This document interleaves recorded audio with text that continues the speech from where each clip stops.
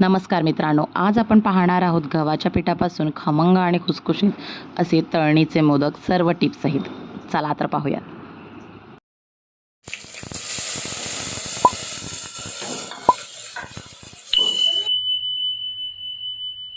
तर सर्वात प्रथम आपण इथे कणिक मळून घेणार आहोत। त्यासाठी मी इथे 1 वाटी गव्हाचं पीठ आणि अर्धा वाटी रवा घेतलेला आहे।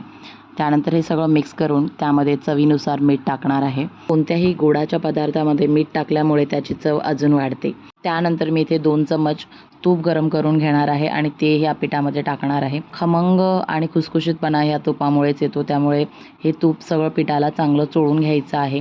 जितकं तुम्ही चांगलं पिठाला चोळून घ्याल तितकंच तुमचे जे मोदक आहेत ते छान खमंग आणि खुसखुशीत होतील। आणि मोदकाची चव अजून वाढावी म्हणून आपण कणिक मळताना अर्धा पेला दुधाचा वापर करणार आहोत आणि बाकी आपण पाण्याचा वापर करणार आहोत। तुम्हाला जर शक्य असेल तर तुम्ही पूर्ण कणिक हे दुधासुद्धा मळू शकता, त्यामुळे मोदकाची चव अजून वाढते।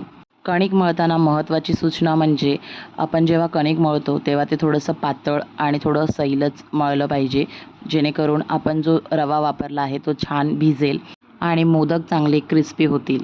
कणिक चांगलं मळून झाल्यानंतर आपण 30 मिनिटासाठी कणकेला बाजूला ठेवणार आहोत आणि रवा पूर्णपणे भिजून देणार आहोत। जोपर्यंत आपलं कणिक पूर्ण छान सॉफ्ट होतं आहे आणि रवा पूर्णपणे भिजतो आहे तोपर्यंत आपण सारण बनवून घेऊयात। सारण बनवण्यासाठी मी इथे एक कढई घेऊन त्यामध्ये 1 चमच तूप टाकलं आहे आणि 1 वाटी किसलेला गूळ टाकलेला आहे। तर इथे जे प्रमाण आहे गुळाचं आणि खोबऱ्याचं ते अगदी सोपं आहे। तुम्हाला 1 वाटी जर तुम्ही किसलेला नारळ घेतला असेल तर 1 वाटी गूळ घ्यायचा आहे आणि अशा पद्धतीने जर तुम्ही प्रमाण घेतलं तर तुमचे जे मोदक आहेत ते अगदी योग्य प्रमाणात गोड होतील आणि जर कमी गूळ घेतलात तर तुमचे जे मोदक आहेत ते अगोड होतील, चांगले लागणार नाहीत। तर हे प्रमाण अगदी लक्षात ठेवा आणि त्याप्रमाणे आपलं जे सारण आहे ते बनवा। तर याच पद्धतीनं मी सगळं ड्रायफ्रूट्स आणि जे नारळाचा कीस आहे तो ॲड केलेला आहे। शक्यतो तुम्ही सुक्या नारळाचा कीस वापरा, ओल्या नारळाचा जर तुम्ही कीस वापरलात तर हे जास्त काळ टिकणार नाहीत। आणि त्यानंतर आपण यामध्ये वेलची पूड टाकणार आहोत। तुम्हाला थोडंसं जायफळ आवडत असेल तर तेही टाका आणि अशा पद्धतीनं आपलं सारण आपण तयार करून घेणार आहोत। आणि आपलं जे कणिक मळून ठेवलं होतं ते आता 30 मिनिटानंतर आपण पुन्हा एकदा मळून घेणार आहोत आणि अगदी इथे दाखवल्याप्रमाणे तुम्हाला छान मळून घ्यायचं आहे आणि ते इतकं सॉफ्ट झालं पाहिजे। तर आपला जो कणिकचा गोळा आहे तो आता मोदक तयार करण्यासाठी रेडी आहे आणि छोटासा कणकेचा गोळा घेऊन आपण एक पुरी लाटून घेणार आहोत।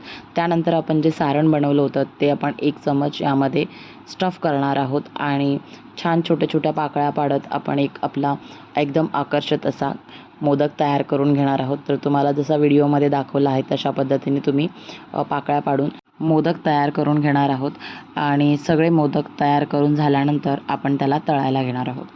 मोदक आपण डीप फ्राय करणार आहोत, सो मी कढईमध्ये त्याप्रमाणे तेलाचं प्रमाण घेतलेलं आहे आणि तेल गरम झाल्यानंतर आपल्याला गॅसची फ्लेम स्लो किंवा मीडियम ठेवून आपल्याला मोदक तळून घ्यायचे आहे।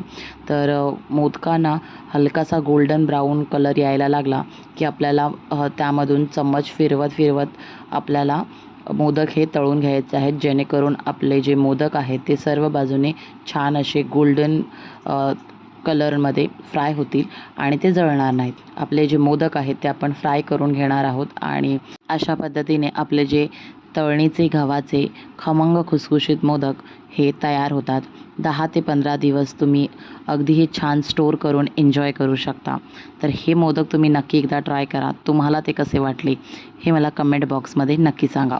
व्हिडिओ आवडल्यास लाईक करा, चॅनलवर नवीन असाल तर सबस्क्राईब करा आणि व्हिडिओ पाहिल्याबद्दल धन्यवाद।